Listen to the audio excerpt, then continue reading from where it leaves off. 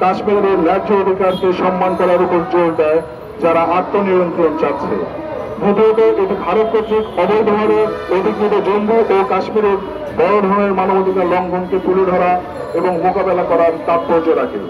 তৃতীয়ত, এটি নিশ্চিত করে যে কাশ্মীরের স্বাধীনতা সংগ্রাম প্রকৃতপক্ষে অত্যাচার, নজরদারি, মিডিয়া ব্ল্যাকআউট, ভূমি দখল এবং ব্যাপকভাবে চলমান বসতি স্থাপনকারী ঔপনিবেশিকতার বিরুদ্ধে সংগ্রাম।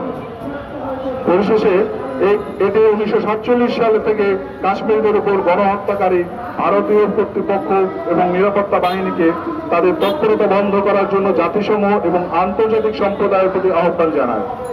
কাশ্মীরের স্বাধীনতা সংগ্রাম চলছে, যার কোনো শেষ নেই। 1947 সালের 27 অক্টোবর ভারতীয় সৈন্যদের জোরপূর্বক আগমনের ফলে কাশ্মীরিরা রক্ত দেয় এবং আঘাতের পর আঘাত চক্রাকারে চলতে থাকে।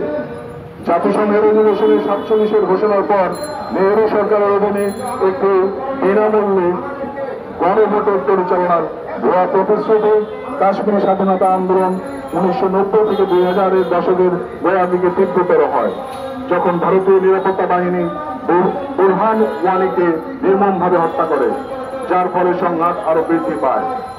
অব্যাহত ভারতীয় নিপীড়ন এবং চলমান কার্যের কারণে এটা স্পষ্ট যে বিশ্ব এখন কাশ্মীরদের সংগ্রামের প্রতি সহানুভূতিশীল।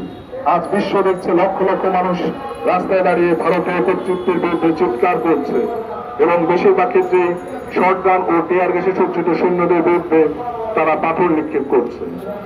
তাই বিশ্ব ভারসাম্যহীনতা দেখে পাথর বনাম বন্দুক, নিপীড়িত বনাম অত্যাচারী বিশ্ব স্বীকার করে যে কাশ্মীরের স্বাধীনতা সংগ্রামকে সমর্থন করার জন্য কাউকে মুসলিম, কাশ্মীর বা পাকিস্তানি হতে হবে না।